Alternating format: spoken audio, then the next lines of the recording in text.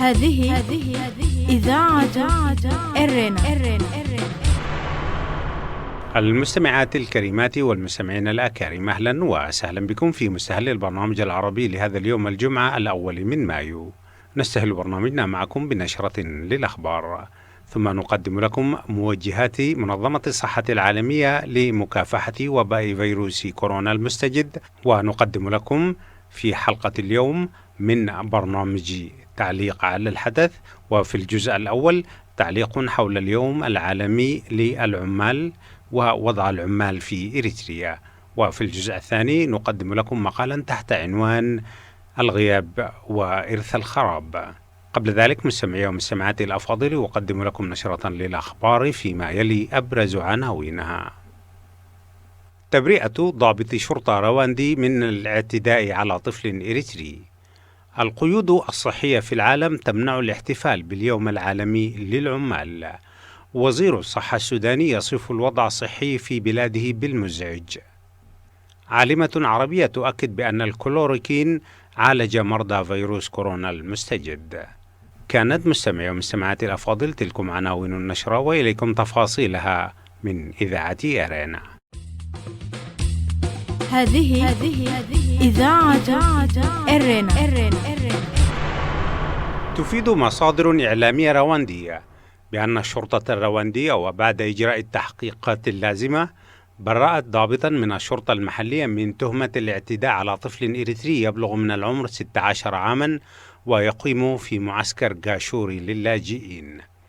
وقال الطفل في شكوى قدمها للشرطة بأنه وأثناء عودته من المدينة إلى معسكر جاشوري مع 2 من اللاجئين السودانيين تم توقيفه وأخذه إلى مركز للشرطة، حيث أجبره الضابط على خلع ملابسه كلها، ثم قام بضربه بالأيدي وعقب البندقية. وقام الطفل بتقديم شكوى بالاعتداء، ولكن التحقيقات أثبتت براءة الضابط من التهم المنسوبة إليه. وقالت الناطقة باسم المفوضية العليا لشؤون اللاجئين السيدة إليز فيلايشن بأن منظمتها تتابع القضية وتقدم العون للطفل. الجدير بالذكر بأن الطفل المذكور هو من المرحلين من ليبيا إلى معسكر جاشوري، والذي يبعد حوالي 40 كيلومترا غرب العاصمة كيغالي، ويضم حوالي 300 لاجئ من الإريتريين والصوماليين والإثيوبيين والسودانيين. وكانت النرويج وفرنسا قد وطنت مجموعة من اللاجئين من هذا المعسكر من قبل. يصادف اليوم الجمعة الأول من مايو الاحتفال السنوي بيوم العمال العالمي، وهو مناسبة يجدد فيها العمال في العالم تماسكهم بحقوقهم أمام أرباب العمل، ويعززون المطالب العمالية بوضع قوانين تعزز الحماية لهم في خضم العمل.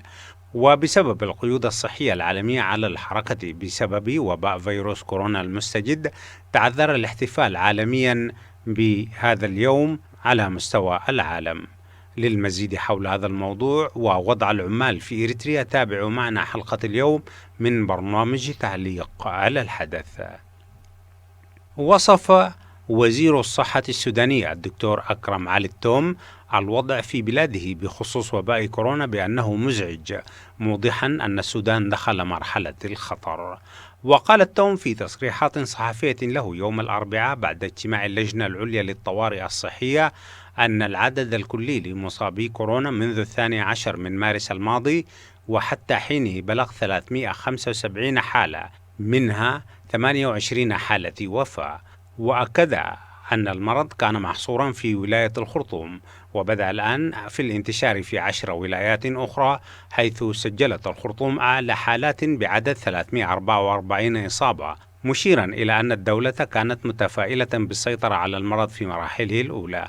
وحذر الوزير من النقص الكبير في الإمدادات الطبية الموجودة والتي لا تكفي لأكثر من أسبوعين، وأن أدوية بعض الأمراض اختفت تماما، والدولة تحتاج إلى مبالغ كبيرة لاستيراد الدواء. من جانبه أبدى وزير الإعلام السيد فيصل محمد صالح أسفه لعدم استجابة المواطنين لحظر التجوال الشامل الذي فرض نتيجة تداعيات وباء كورونا المستجدة، واصفا الأوضاع بأنها خطيرة وتتطلب من الجميع الالتزام بالحظر الشامل. وقال صالح في تصريحات صحفية: ما لم يحدث انخفاض في مستويات الإصابة فلا يتوقع أحد انفراجا في الإجراءات الاحترازية التي اتخذت لمواجهة الوباء.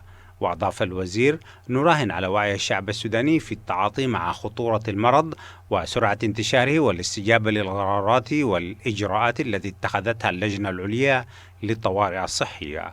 وطالب المواطنين بالاطلاع على التقارير الطبية التي تسجل أرقاما مخيفة ومرعبة، موضحا أن المرض لم يعد محصورا في ولاية الخرطوم بل امتد إلى 10 ولايات أخرى، ومن الممكن أن يمتد بشكل أكبر وتتضاعف الأعداد بسرعة شديدة جدا في الولايات. وكان رئيس الوزراء السوداني الدكتور عبد الله حمدوك قد قال أثناء مشاركته في مؤتمر عبر الإنترنت للاتحاد الأفريقي حول مكافحة فيروس كورونا المستجد، قد أشار إلى أن كل الدول الأفريقية مستعدة لمواجهة الوباء. في اللقاء الذي أجراه موقع الجزيرة نت مع الدكتورة سارة بلالي العضو في الفريق الطبي للدكتور الفرنسي ديدي راول في المستشفى الجامعي في مدينة مارسيليا، قالت الدكتورة بأن الوصفة العلاجية التي قدمها الدكتور ديدي أسهمت في علاج الكثيرين من مرضى فيروس كورونا المستجد. وقالت الدكتورة سارة، والتي نجحت مع فريق لها في أخذ أول صورة مجهرية لفيروس كورونا، أن البروتوكول العلاجي الذي اقترحه البروفيسور راول من خلال استخدام دواء الكلوروكين أنقذ حياة آلاف المرضى في فرنسا وفي عدد كبير من دول العالم، كما أن نتائج الأبحاث الطبية أكدت أن الدواء ليست له أي مضاعفات أو آثار جانبية خطيرة حسب آخر الدراسات الطبية الدولية. وكان الدكتور الفرنسي الشهير قد أثار جدلا واسعا في الأوساط الطبية عندما صرح بأن علاج فيروس كورونا المستجد الفعال هو الكلوروكين، وأنه نجح في علاج العديد من الحالات حسب قوله. ويقف العديد من الأطباء الفرنسيين ضد فكرته بحجة أن الأبحاث لم تثبت بعد فعالية العلاج المستخدم بصورة واسعة في علاج الملاريا في علاج أعراض مرض فيروس كورونا المستجد. كانت مستمعي ومستمعاتي الأفاضل تلكم نشرة الأخبار قدمناها لكم من إذاعة إيرنا، وهذا التذكير بأبرز عناوينها. هذه إذاعة إيرنا. تبرئة ضابط شرطة رواندي من الاعتداء على طفل إريتري. القيود الصحية في العالم تمنع الاحتفال باليوم العالمي للعمال. وزير الصحة السوداني يصف الوضع الصحي في السودان بالمزعج. عالمة عربية تؤكد بأن الكلوروكين عالج مرضى وباء فيروس كورونا المستجد. استمعتم فيما مضى مستمعي ومستمعاتي الأفاضل إلى نشرة للأخبار قدمناها لكم من إذاعة إيرنا، وفيما يلي نقدم لكم موجهات منظمة الصحة العالمية للوقاية من فيروس كورونا المستجد. إذاعة إيرنا، صوت مستقل لإريتريا. وتوصي منظمة الصحة العالمية بالتالي: أولا، غسل اليدين جيدا بالصابون، لأن الصابون قادر على القضاء على الفيروسات. تغطية الفم والأنف عند العطس أو السعال، وغسل اليدين بعدها لمنع انتشار الفيروس. تجنب لمس العينين والأنف والفم حال ملامسة اليد لسطح يرجح أن يكون ملوثا بالفيروس، إذ يمكن أن ينتقل الفيروس إلى الجسم بهذه الطريقة. لا تقترب من الأشخاص الذين يعانون من السعال أو العطس أو الحمى، إذ يمكن أن ينشروا جسيمات صغيرة. وأخيرا، عليك البقاء في المنزل حتى لا تعدي أو تأخذ العدوى من الآخرين. وسلمنا والله وإياكم من هذا الوباء. إذاعة إيرنا، صوت مستقل لإريتريا. المستمعات والمستمعين الأفاضل، أهلا وسهلا بكم مجددا في حلقة اليوم من برنامجكم الأسبوعي تعليق على الحدث. وفي الجزء الأول من حلقة اليوم نقدم لكم تعليقا حول أوضاع العمال في إريتريا بمناسبة اليوم العالمي للعمال، والذي يصادف اليوم الأول من مايو. أما في الجزء الثاني نقدم لكم قراءة لمقال تحت عنوان الغياب وإرث الخراب، فابقوا معنا. هذه إذاعة إيرنا.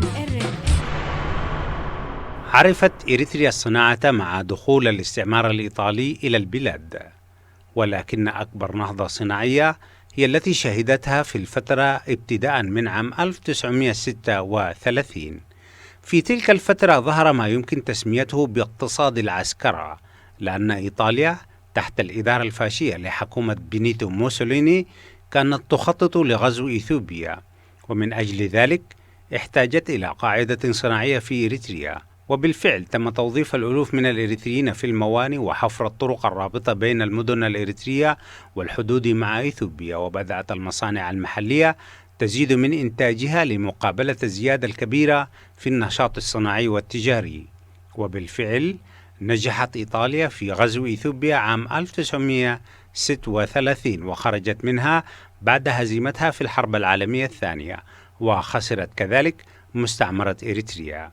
وكان الاقتصاد الإيطالي في إريتريا يقوم على الصناعات الخفيفة مثل الأغذية والكحول وتعليب الطعام والملابس ومدابغ الجلود واقتصاد الخدمات في المطاعم والمحلات السياحية. ووظفت هذه القطاعات إضافة إلى قطاع الاقتصاد الزراعي القائم على تصدير الحمضيات ومشروع علي قدر لإنتاج القطن عددا كبيرا من الإريتريين من مختلف المدن الإريترية، وأسهم ذلك في تغيير الواقع الاجتماعي للريف الإريتري. إذاعة إرينا، صوت مستقل لإريتريا. في الأربعينات وبعد هزيمة إيطاليا تم تفويض بريطانيا بإدارة إريتريا حتى البت في مصيرها من قبل الدول الكبرى حينها، وهي الولايات المتحدة الأمريكية والاتحاد السوفيتي السابق وفرنسا وبريطانيا. ولكن بريطانيا قامت في هذه الفترة بتفكيك البنية التحتية لإريتريا من خطوط التلفريك والقطارات والمصانع، ونقلتها إلى مستعمراتها في شرق أفريقيا مثل كينيا وأوغندا. وكان الهدف البريطاني من ذلك التصرف هو تدمير البنية الاقتصادية لإريتريا حتى يتم تنفيذ مشروع التقسيم البريطاني المتمثل في تقسيم إريتريا بين السودان وإثيوبيا. ولكن القرار الفيدرالي ألحق إريتريا بإثيوبيا في اتحاد لم تحميه الأمم المتحدة، وقام الشعب الإريتري بالوقوف ضد إلغاء الاتحاد الفيدرالي في 14 من نوفمبر من عام 1962. وكان للعمال الإريتريين وقفة شهيرة تمثلت في الإضراب الشهير للعمال في إريتريا، وهو الإضراب الذي تم عام 1958 والذي أكد بأن العمال قوة لا يستهان بها في المطالب الوطنية.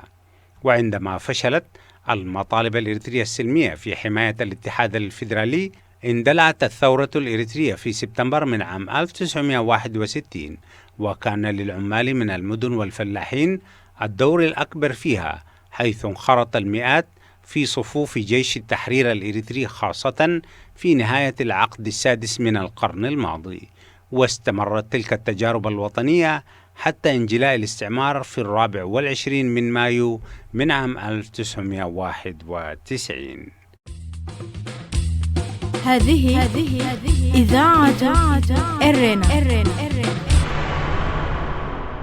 خلال 30 عاما من حكم الاستبداد في إريتريا، احتكرت الكونفدرالية الوطنية لعمال إريتريا تمثيل العمال الإريتريين رغما عنهم، وهي منظمة تابعة للحكومة الإريترية وتنفذ سياساتها دون ما اعتبار لحقوق العمال وحمايتها، حيث أن إريتريا لا تسمح بتكوين النقابات العمالية ولا يوجد فيها دستور يحمي حقوق الشعب. لذلك أصبحت حقوق العمال مهضومة كسائر حقوق الشعب الإريتري. ولم تشهد إريتريا أي نهضة صناعية خلال هذه الفترة، لأن الحكومة تمنع الاستثمار المحلي والعالمي، بل وتحتكر كل القطاعات الاقتصادية عبر شركاتها المختلفة، وهذا أضر بالقوى العاملة. ليس ذلك فحسب، بل قامت بتنفيذ فكرة الخدمة العسكرية الإجبارية، وفيها ألزمت الألوف من الشباب الإريتري بالعمل وفقا لنظام السخرة. وفي هذا النظام يتم تسخير الشباب للعمل وفقا لموجهات الحكومة ودون أجور، مما يضر بسوق العمل. وأدت هذه السياسات مجتمعة إلى إخراج العمال الإريتريين من دائرة الإنتاج، وأصبح الاقتصاد الإريتري يعاني من شلل تام، كما أصبحت البلاد مفتوحة لاستثمارات محددة في مجال التعدين، ولكن الشعب لا يعلم أي شيء عن مدخلات هذه المشاريع. إذاعة إرينا، صوت مستقل لإريتريا. اليوم وبسبب القيود الصحية قامت الحكومات في أغلب دول العالم بفرض سياسات البقاء في البيوت للحد من انتشار وباء فيروس كورونا المستجد، وبينما ألزمت الحكومات العمال والشغيلة بالبقاء في منازلهم، قدمت لهم مساعدات مثل إلغاء الإيجار على محلات الحرفيين وصغار المنتجين، ورفعت عنهم دفع فواتير الماء والكهرباء، وقدمت لهم مساعدات مالية للحد من تأثير أضرار التوقف من العمل. والحكومة الإريترية لا زالت تستقبل الملايين من الدولارات من الإريتريين في الخارج، ولكن قطاع العمال والعمل لم يرى أي دعم في هذه الأزمة الصحية الخانقة، وهذا سيعرض الحكومة المستبدة في البلاد إلى أخطار لم تحسب أبعادها بعد، وسيكون العمال والعمل هم أكبر المتضررين من سياسات الحكومة كما كان العهد منذ فترة طويلة.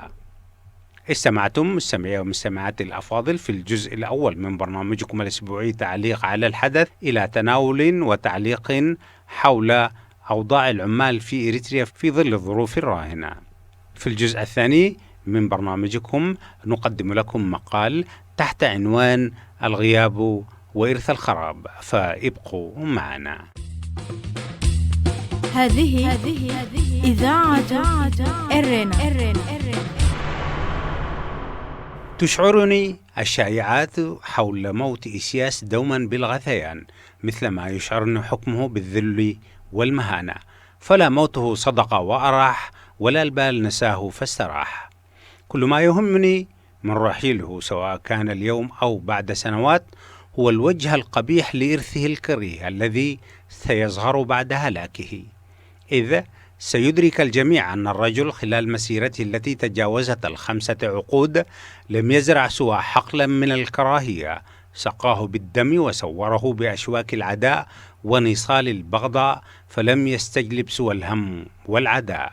فإريتريا إيسياس لم تكن لبعض هنا أو هناك سوى سكينا في القلب أو شوكة في الحلق أو خنجرا في الخاصرة، وحولها تحوم بغاث الطيور كما تحوم حول الجيفة، وألف قلب سيفرح لزوالها مع تربص الأعادي بها.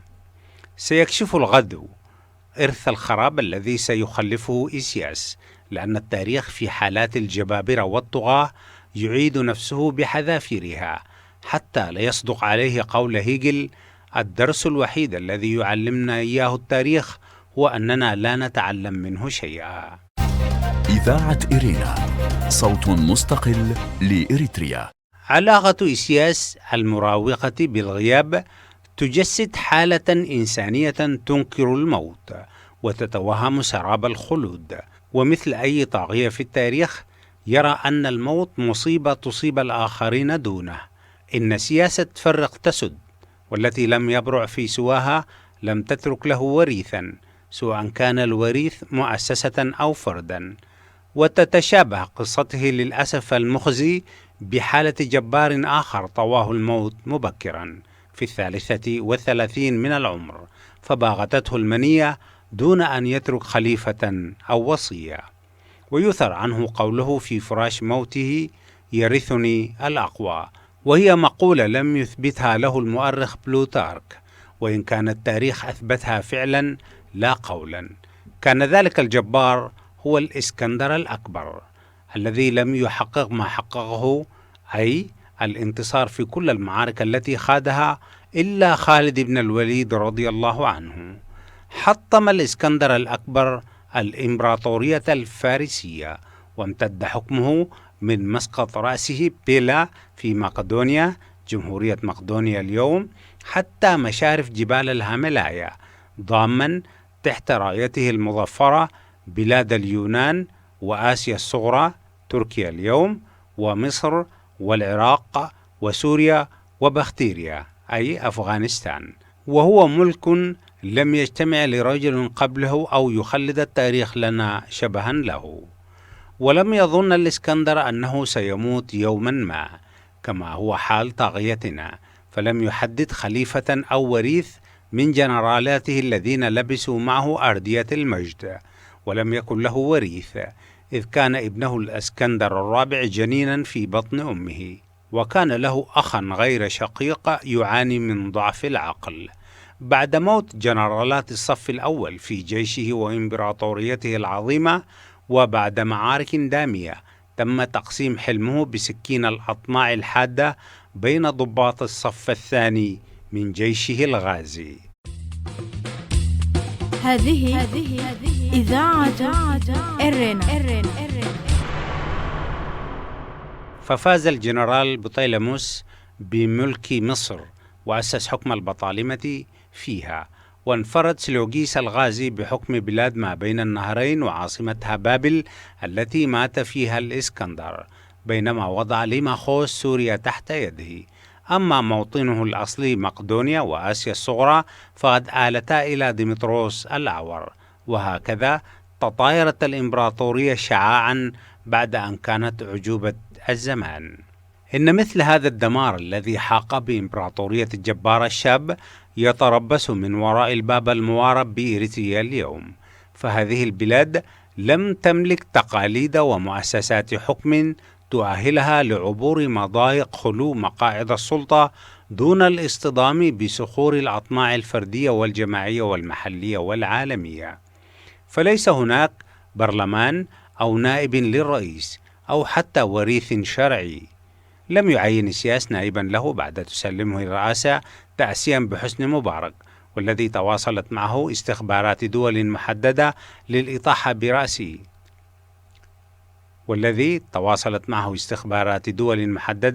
للإطاحة برئيسه السادات.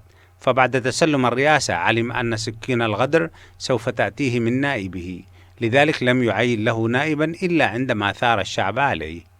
ويسياس لا يفوت حكمة تدعم طغيانه ولو في الصين. فماذا أصبح لدينا اليوم؟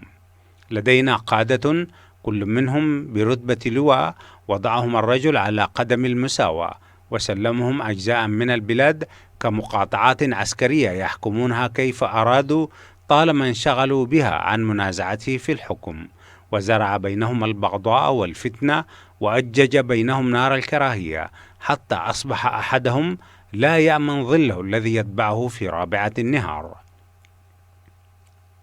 فكلنا نعرف الحقد الدامي بين فيليبوس ولد يوهانس رئيس هيئة الأركان الحالي مع اللواء الراحل جرزجير عند مريم ويتشو، وقصصهما التي تسير بها الركبان، والكراهية السوداء بين بطرس سلمون وهيلي ولد تنسي هيلي درع، والأحقاد الدفينة بين اللواء تخلي منجوس واللواء هيلي ساميل تشاينا، وبين الأخير والأدميرال حمد كاري من جهة أخرى. هؤلاء الضباط لا يأمنون بعضهم ولا يؤمنون ببعضهم بعضا، كل واحد منهم يريد القضاء على خصمه الذي ستكون خسارته فوز له.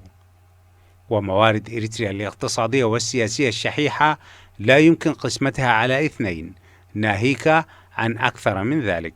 فماذا يتبقى بعد؟ حتما لا يتبقى إلا أن الفائز يأخذ كل شيء، ومثل إمبراطورية الإسكندر سوف تشهر الخناجر والدروع وتحشد الأتباع والجنود، وسوف يغذي الصراع على السلطان ولو بعد حين الحقد الدفين بغرض انتزاع حق متوهم من تحت أضراس الخصوم، وسوف يفتح ذلك الباب على مصراعيه لتدخل الأطراف الخارجية. ولست من المتوهمين بما يسمى بحكمة الشعوب عند التنازع والتناحر.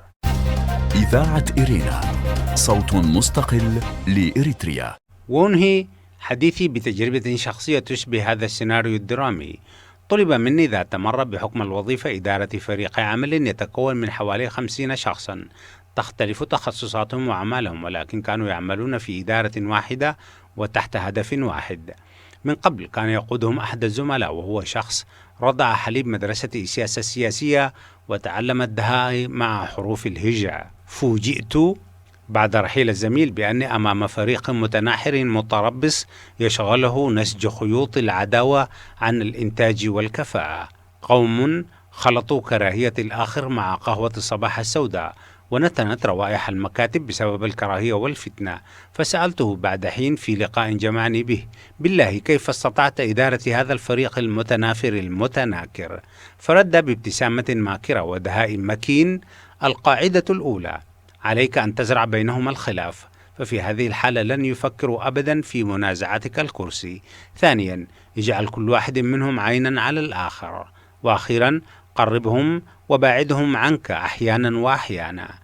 صعقني وأدهشني هذا التفكير، فقلت له بأني أحتاج إلى تأهيل نفسي خاص لأداء هذا المران، فقال لي: أنت طيب، وترجمتها هي: أنت حمار. بعد هلاك الطاغية سيكون لمثل هذا الرجل وتفكيره السيادة في تدبير أمر البلاد وإدارة إرث الخراب. إسياس أطلق يد الضباط الكبار حتى يأمن بقاؤه في كرسيه، وعندما يذهب سوف يتطلع الجميع إلى كرسي عرشه، عملا بقاعدة أنت أمير وأنا أمير، وهذا هو إرث الخراب الذي سيخلفه هلاك الطاغية، وهو الأجدر بالتأمل والتفحص بدلا من الركض وراء الطائرات الورقية للشائعات. وإذا سألني قارئ هذه السطور: هل أنت واثق من أن سيناريو الكارثة هذا سوف يتحقق؟ أرد بالقول: الغد يتخلق في رحم اليوم. انظر إلى الأب تدرك سمات ونجابة الولد، وهو أمر لا أحبذه ولا أتمناه، ولكن تعلمنا في المدارس: ما نيل المطالب بالتمني، ولكن تؤخذ الدنيا غلابا. فما بالك لو كان آخذ الدنيا بيده سلاحا. هذه إذاعة إرنا. المستمعين والمستمعات الأفاضل، استمعتم في الجزء الثاني من برنامجكم الأسبوعي تعليق على الحدث، لتعليق تحت عنوان الغياب وإرث الخراب، وبه نكون وإياكم قد وصلنا إلى نهاية فقرات برنامجنا. وأذكركم دوما بأنكم يمكنكم الكتابة إلينا والتواصل معنا على البريد الإلكتروني arabicirena@gmail.com. وحتى الملتقى بكم مجددا في حلقة من حلقات هذا البرنامج والبرامج الأخرى لإذاعة إيرينا. لكم تحياتي محدثكم فتحي عثمان وزملائي في الإذاعة، ودمتم في رعاية الله وحفظه وأمانه. هذه إذاعة إرنا.